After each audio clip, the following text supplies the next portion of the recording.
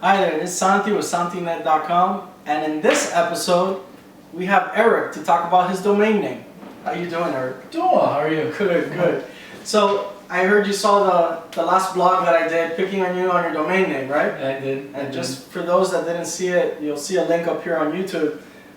His domain name is Eric J. Sanchez, PA, Title Company.com. Hold on, I gotta breathe now, I need water. Whew, that was a long one.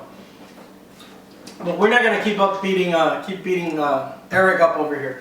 I'm gonna give Eric a chance to introduce himself now that he's on the spot. Well, my name is Eric Sanchez. I have my own firm, title company.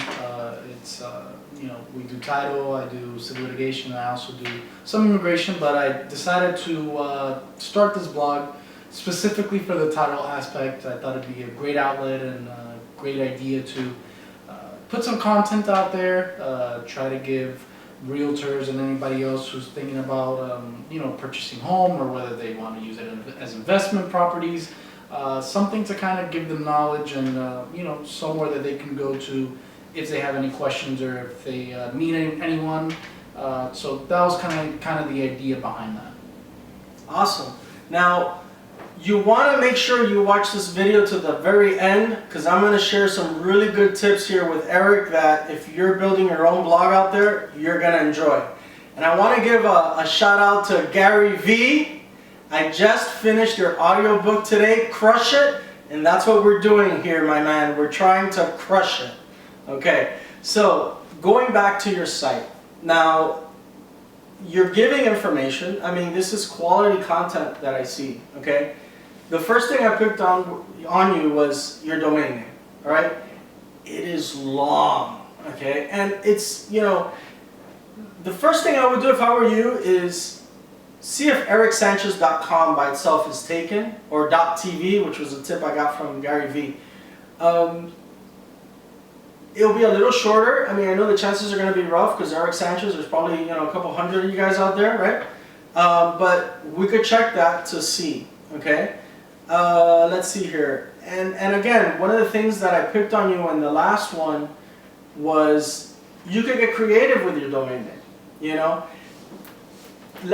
Don't worry about being, and I know that's kind of hard for an attorney, right? Being all stuffy and corporate, but you could have fun with this, just have fun with it. And I mean, at the end, we'll head over to google.com/domains and just do a couple searches to see what's out there. But your domain name, I would recommend that you try to get something a little shorter, because when somebody goes to email you, you're gonna have that possibility that they forget how to spell the full domain name. Right. Even, a minute ago, for us to get to the website, you were like, well, I'm used to clicking on it to get there. And for web marketing, yeah, most people will be clicking on it. But for example, do you have a business card with you right now? Let's see this. We gotta check the business card. That's what I had said on the last episode was, write it down. See how big it's gonna look on paper. When you fit it into a business card too. Very important. I do. Awesome. Okay, so, but see? Yeah, I don't have it on there because when I created those business cards, it was like when I first started. Oh, so this is for your previous law firm? No, well, I still have that same email, I still use it, but this is when I first created it, I hadn't even thought I was going to create a blog. Gotcha. So, obviously when I do create my next business cards, then that's going to be included in it, but gotcha. Okay, so branding is very important. And one of the things that we were talking about earlier was your elevator pitch. Those 30 seconds that you're coming down with somebody in an elevator and says, oh, what do you do? That's your moment to shine. That's the moment where you say, well, my name is Eric Sanchez and I kick ass doing titles. And my website address is, erickicksass.com. I mean, don't do erickicksass.com. I'm just joking about that. But, that's my point. My point is you want to have something that they're going to remember, that's going to be simple and easy to get to. Now, your blog, okay? This is a lot of content, and I'm sure it's very valuable. One of the things that I tell people is when you start a blog, it's almost like when you get married, okay? When you get married, it's not like dating, you know? You could date someone for a while and then give up and walk away. When you're married, you're stuck in there for a while, okay? You're a title attorney, you're a civil attorney, no divorce attorney, no divorce attorney. Divorce. Okay, so see, you can't even get out of this, all right? So my point is, this is something that you want to commit to. Now, whether you want to commit to doing it 3 times a week or 1 time a week, whatever that schedule you do, you stick to it. You know, since this is new for you, I would recommend starting off with doing it once a week. And then if you start to pick up speed and everything, then do it, 3 times a week and so on, okay? The other homework assignment I'll give you is think ahead right now about 50 different blog posts that you can write about. 50. 50, okay? Or you could come down to 10 or 25. But my point is, if you want to be prepared to continue doing this, you need to be able to come up with 50, you know? And maybe the 50 isn't everything specifically titled, you know? Since you also do civil litigation, maybe you want to talk about those different things. You know, maybe title doesn't have 50 topics to talk about, because then what happens when you're done with the 50? You've covered everything in title, what else is left? So what you might want to do too is, you know, break it up where you have your title blog and then you also have your civil blog all together. You know, I like to think of it as a TV channel. You have NBC, but it's not just one TV show that's on there. You have multiple shows. You know? And that way you want to make sure that you have constant content. Okay? The content is very important. Now, one of the other tips I want to give you, which I've started to do on mine and it's worked out really well, is I do video first. I like video. I don't script anything. I mean, I try to think about what I'm going to talk about, maybe find a couple key points that I want to do, but my stuff is unscripted. I just talk. I just go at it. You know. Once you do that, do your video. When you're done with your video, now have your YouTube channel. Okay, and there's a couple other channels out there, but I would start with YouTube. And go ahead and you post your video there. You do your keyword research and everything. You know, what are people looking for? Make sure that your title is very descriptive and everything. And then I take that video and I upload it to a website. The one that I'm using is called Trint.com, Trint.com. And I upload it there and transcribe it. So now after they transcribe it, I now have all the text that I can use for my blog. And it saves me so much time.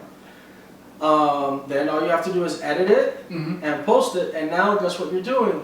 You're killing 2 birds with 1 stone. Now you're marketing to people that maybe don't like reading and prefer looking at videos on YouTube, and you're also covering another medium, which is the blogging bit, right? And then now if you want to go 3, you could also take that same video, and I haven't done this yet, I got to research it, so I'll come back to you guys with what I find for this. Create a podcast, audio. So you start with the video. From the video you extract text for your blog and you extract audio for a podcast. And now Eric J. Sanchez is on YouTube, on a blog, and a podcast. Bam! Just like that.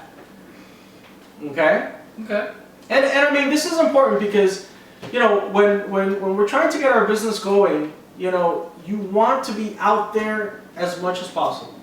You already did your Facebook fan page, right? Correct. Right? Because I liked it. So, you know, now after you have this blog, and I believe you did this already, you go to Facebook and you say, hey guys, go check out my new blog. Boom. Now here's the other thing that's interesting is, and I did this before, when you post on Facebook, do you just post at one time?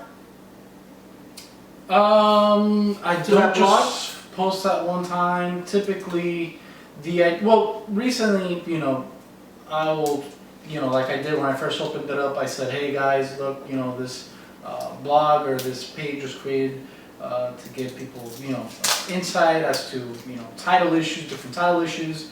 I'll give a heads up of, hey guys, an article's coming out, and like I did, what was it, the 15th, I think, of last month, I posted the article. So, I have another blog that I'm working on right now, and so probably sometime this week I'll post it and, give everyone a heads up that another blog is coming.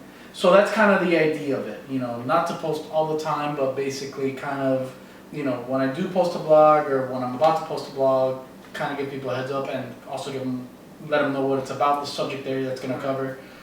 So that's kind of what I've done with that. Now here's the thing, and Facebook right now I think is the best social site out there to market to. It really is.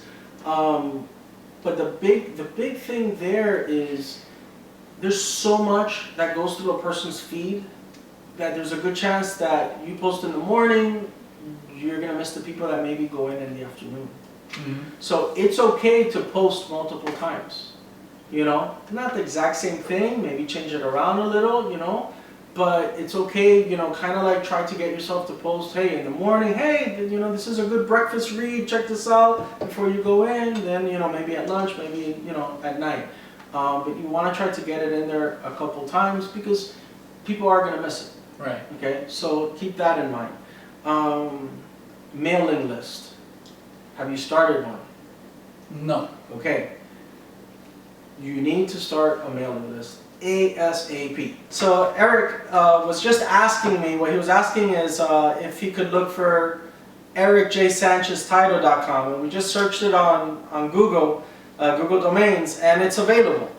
So yeah, I think that's a little bit easier to, when you're telling somebody your email address and everything, because that's the other thing you got to consider too is, this is your domain name, but eventually you're going to have emails associated with your domain name, right? And with any business, our goal is to grow, so it's not always just going to be you. Eventually, you're going to have a secretary that's going to be, Lisette at Eric J. Sanchez, you know what I mean? So that's why ericjsancheztitle.com, I think that's a good pick. It's a lot easier on the tongue. Okay? Mm-hmm. So let's see. Any other questions? You gave me a lot of good ideas, a lot of good feedback. I gotta kind of process it. It's a lot of information. Yeah. Okay? See how I can go about it.